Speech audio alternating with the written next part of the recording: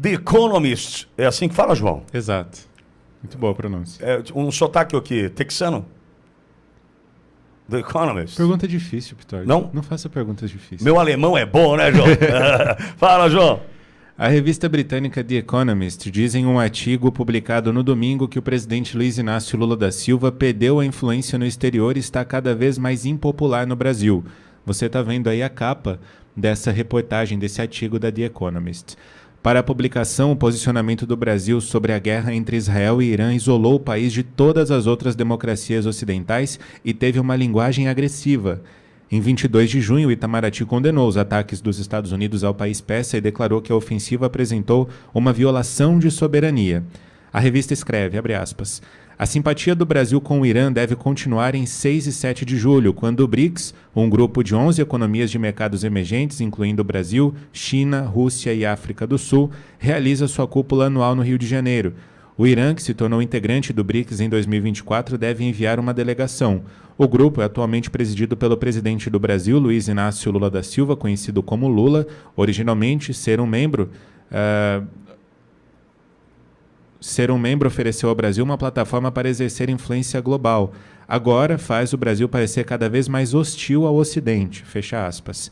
A revista diz que Lula não fez nenhum esforço para estreitar os laços com os Estados Unidos desde que Donald Trump assumiu o poder em janeiro de 2025.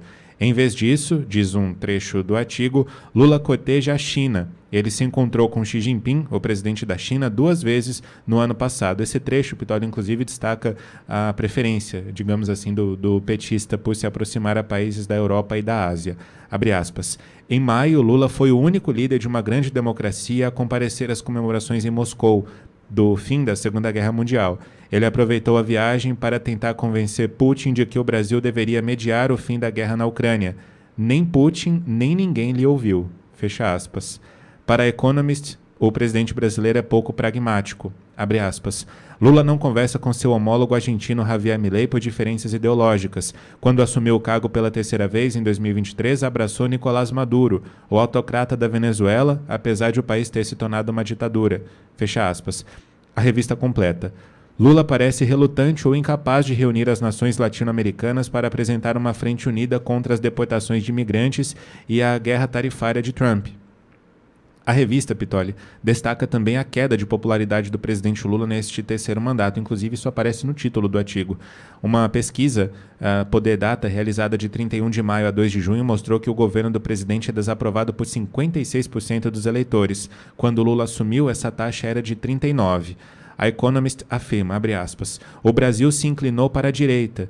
Muitos brasileiros associam seu Partido dos Trabalhadores à corrupção, devido a um escândalo que o levou à prisão por mais de 1 ano. Sua condenação, posteriormente, foi anulada. Ele construiu o partido com apoio de sindicatos, católicos com consciência social e pessoas pobres que recebiam esmolas do governo.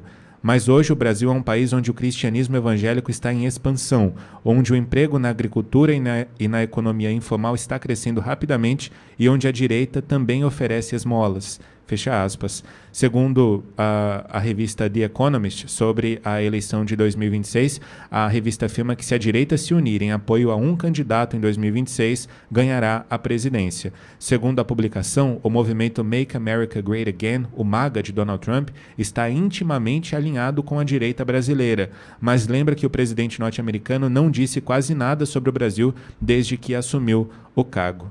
Pitoli. O João, no início do artigo, traz um ponto, Olavo, que é o isolamento do Brasil diante do resto do Ocidente. O que acontece? Parte dessa mídia vendida, comprada, patrocinada com o nosso dinheiro, não dá, de fato, a importância para esse tema, que nós aqui todos os dias, quando surge a oportunidade, a gente fala, o Brasil desceu do lado do errado do muro diplomático. Estamos destruindo as relações com países que historicamente sempre estiveram ao nosso lado e vice-versa. Países do Ocidente. Transformaram os BRICS num bloco político e não num bloco econômico. Destruíram a função inicial dos BRICS. Ou seja, o Brasil do Lula, visto lá de fora, apresenta um cenário terrível e de um futuro já comprometido, com contas impagáveis e com essa destruição no cenário diplomático, Olavo. Dois pontos relevantes, a questão interna e externa abordada pela revista.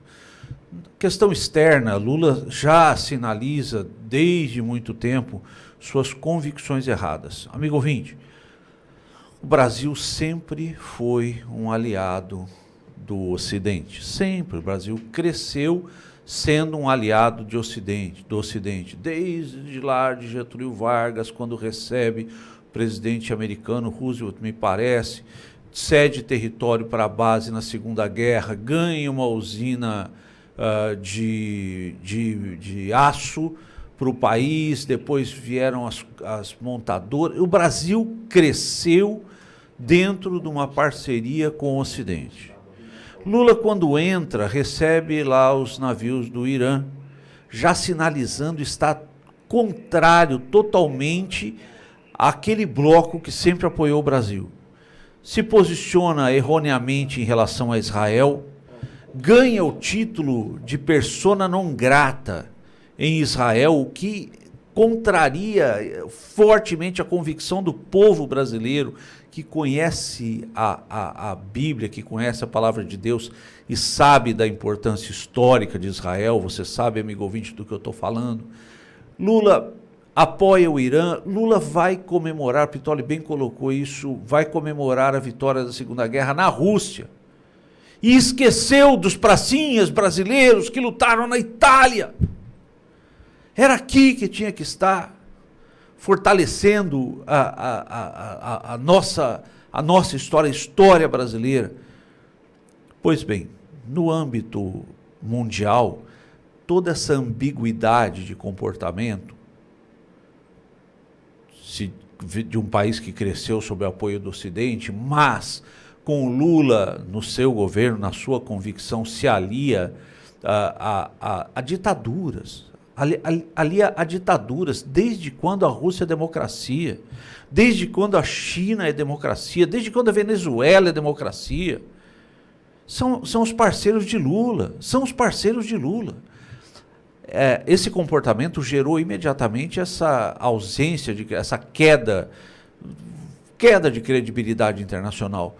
E o resultado aconteceu também dentro do país. Uma pessoa, um presidente que vem com um discurso de nós e eles, de pobres e ricos, de partição, que nunca foi o presidente do país. Desde a eleição ele não desceu, desde eleito ele não desceu do palanque. O mesmo discurso partidário. E agora, com a questão tributária, Gleisi falou...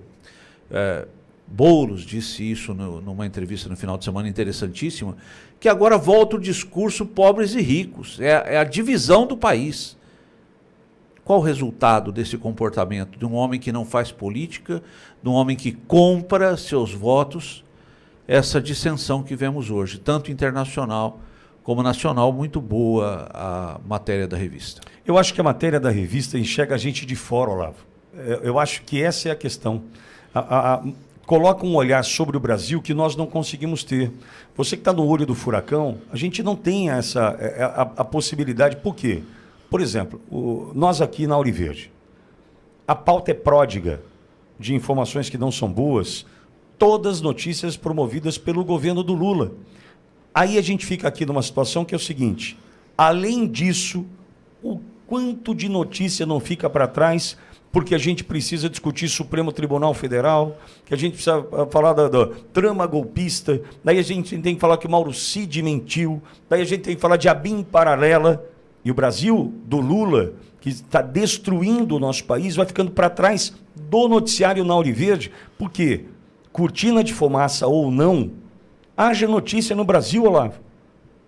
Todo dia, toda hora, notícias que não são boas, promovidas por um governo que aí está, por um Supremo Tribunal Federal que, por exemplo, nos trata agora como tiranos.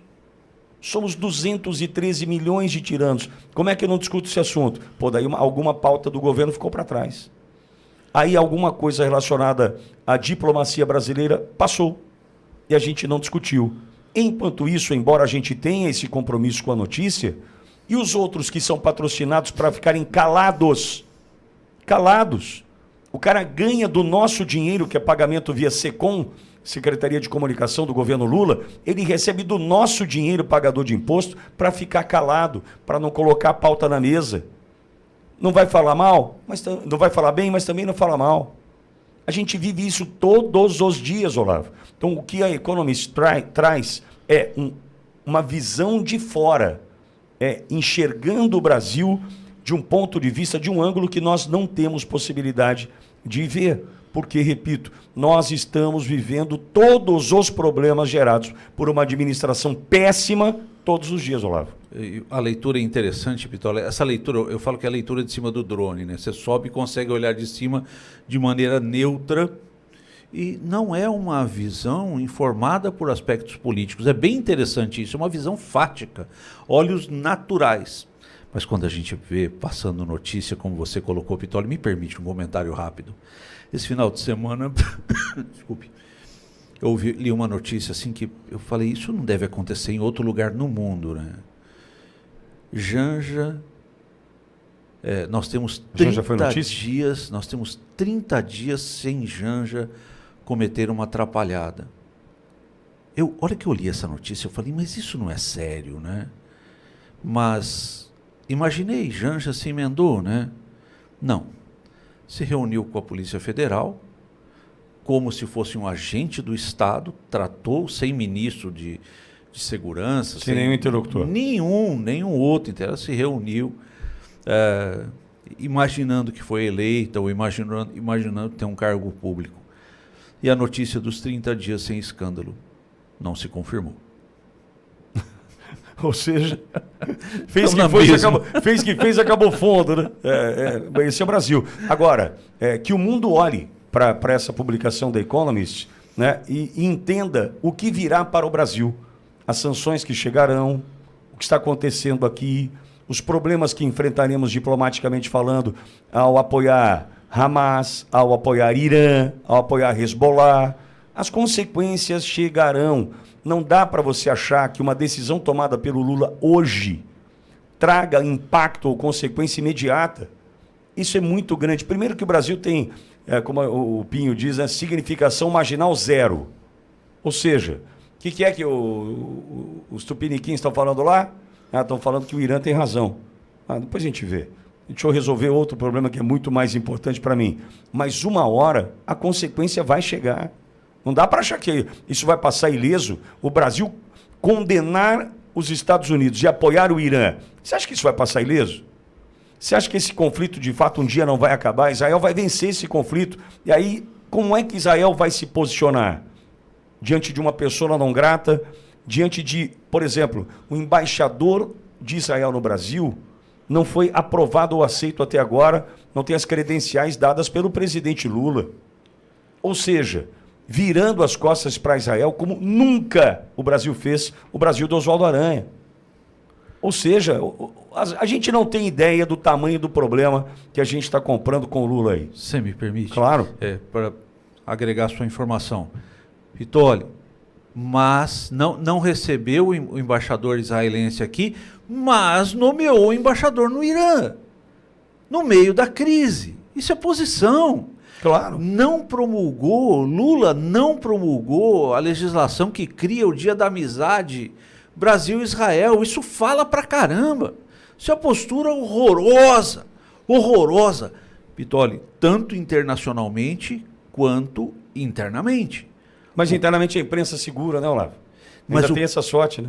Correto, mas o povo brasileiro, cara, ele tem a convicção sobre a posição de Israel, tem a convicção sobre a ameaça que é o Irã com uma bomba atômica.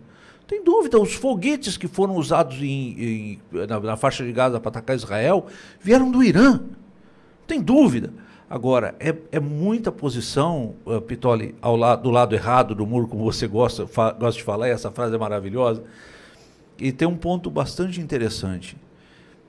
Talvez a matéria da revista ela informará outras pessoas, mas talvez ela já traduza a posição de grandes potências em relação ao Brasil. Estamos escanteados. Sim. Nitidamente.